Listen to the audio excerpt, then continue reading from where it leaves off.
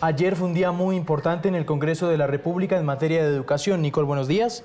Juan Camilo, buenos días, así es. Nicole, se aprobó la Ley 30 que garantiza más financiamiento para las universidades públicas, ¿no? ¿En qué consiste esta ley? Así es, Juan Camilo. Básicamente, después de años de construcción de este proyecto, de manifestaciones por parte de los estudiantes, de todos los rectores que hacían parte de estas universidades públicas, pues la Cámara de Representantes, como un hecho histórico, aprueba después de varios debates este proyecto liderado por la representante Jennifer Pedraza, que lo que busca es cambiar un poco la fórmula con la que se puede calcular ese presupuesto que tienen las universidades públicas cada año para poder financiar toda su operación. Estamos hablando no solo del funcionamiento administrativo, sino también de muchos de los beneficios que tienen los estudiantes de las universidades públicas, como por ejemplo el tema del sostenimiento, la alimentación, manutención para poder estudiar dentro de estas carreras profesionales y por supuesto mantener proyectos de Estado como el tema de la matrícula gratuita y ampliar la cobertura a nivel de educación pública.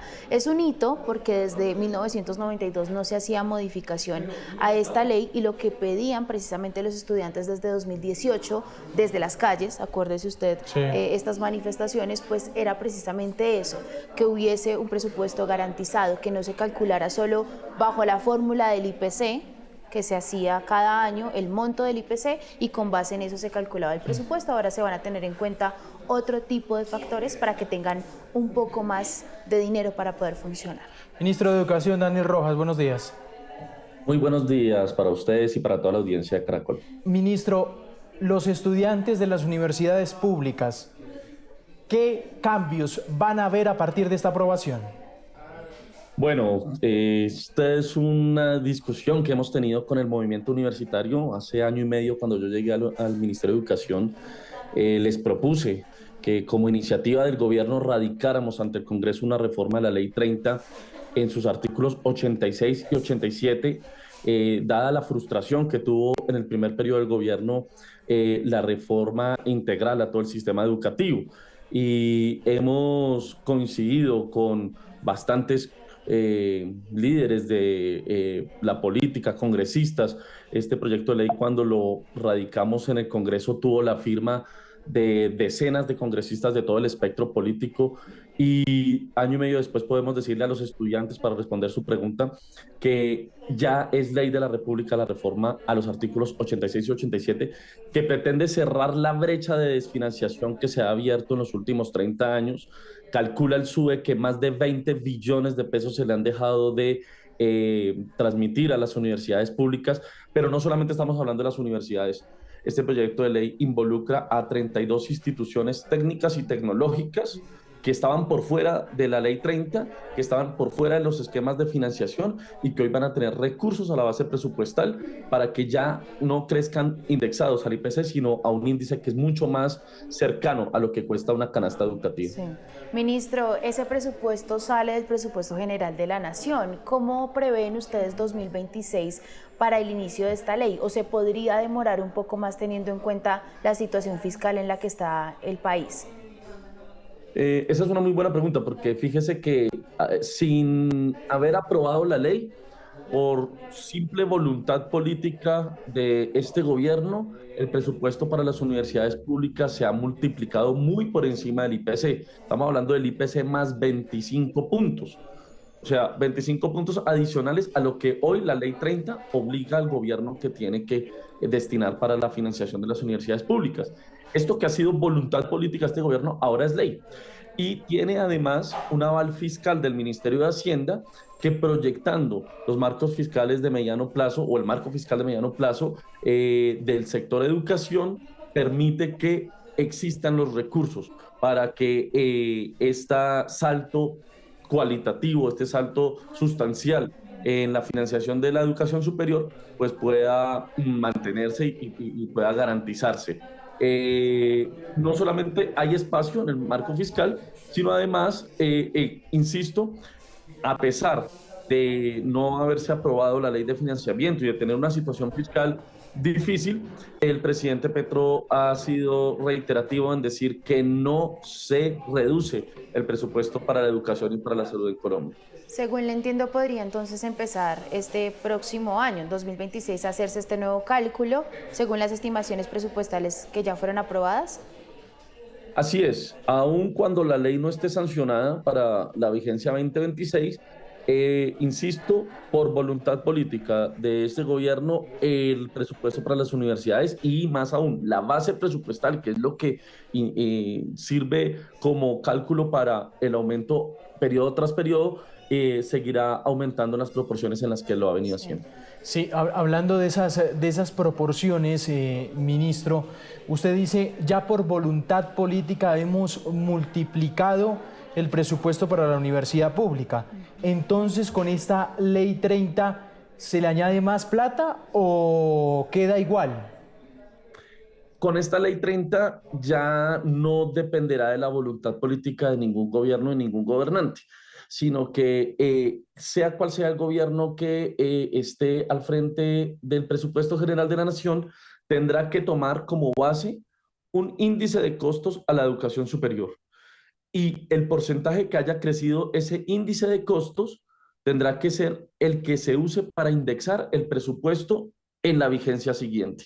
Entonces, como la educación cuesta más que el IPC es una canasta de bienes y servicios, el arroz, el chocolate, el aceite, etcétera, pero la educación superior cuesta mucho, un poquito más, entonces ese gap ya no va a dejar de ser fuente de desfinanciación, sino por el contrario, ahora va a ser fuente de financiación. Sí. Y, insisto, la ley obligará a los sucesivos gobiernos a que se use ese índice año tras año para financiar la universidad pública.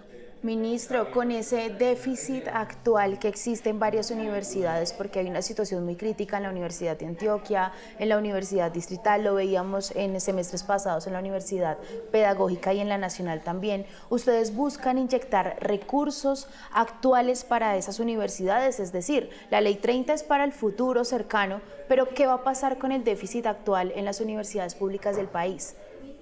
Vamos a seguir cerrándolo. Venimos en un cierre de déficit sustancial en los últimos 3 años.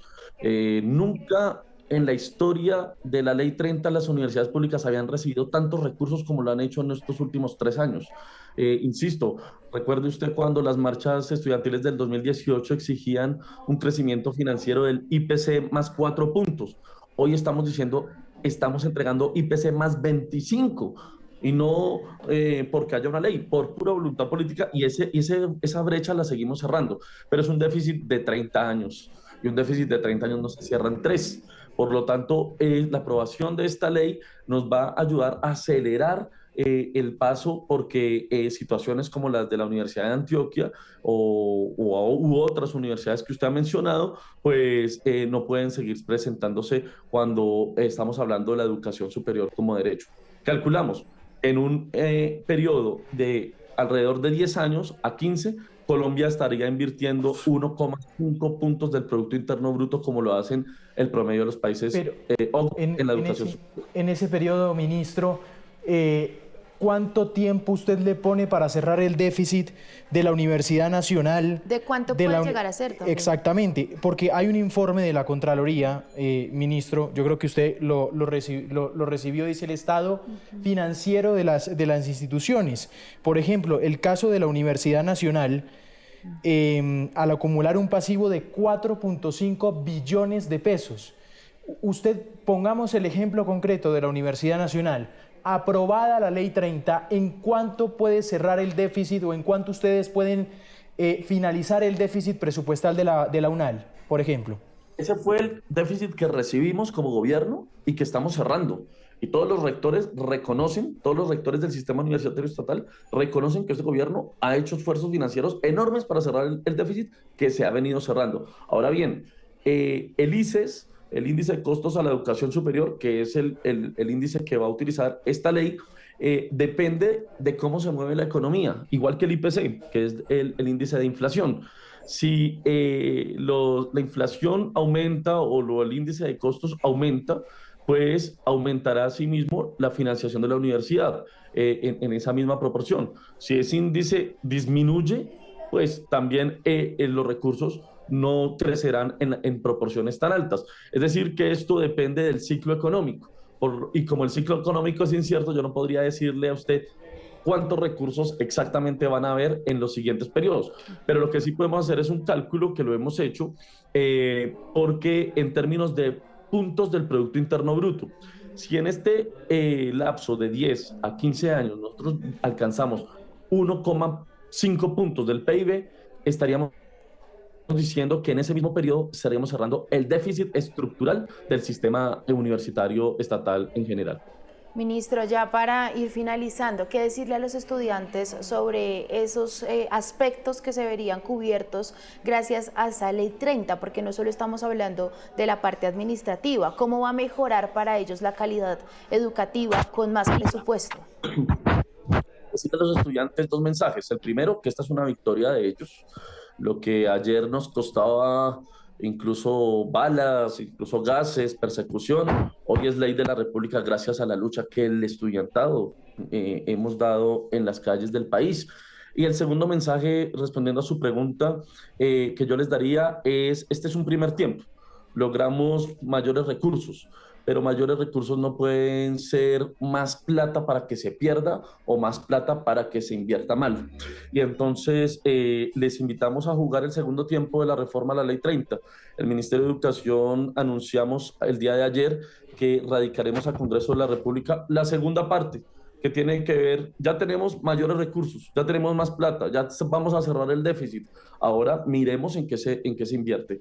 Regionalización, bienestar universitario, extensión, investigación, bienestar docente, son 5, digamos, directrices que pudiera contener una reforma estructural, pero por supuesto, aquí también hay que hablar de los cambios que tienen que existir al interior de las universidades para que haya democracia universitaria. Bueno, es el ministro 10:04 minutos de la mañana, es el ministro de Educación, Daniel Rojas. Ministro, gracias por estos segundos. A ustedes muchísimas gracias por el espacio. Nicole, muchas gracias. A usted, gracias, Juan Camilo.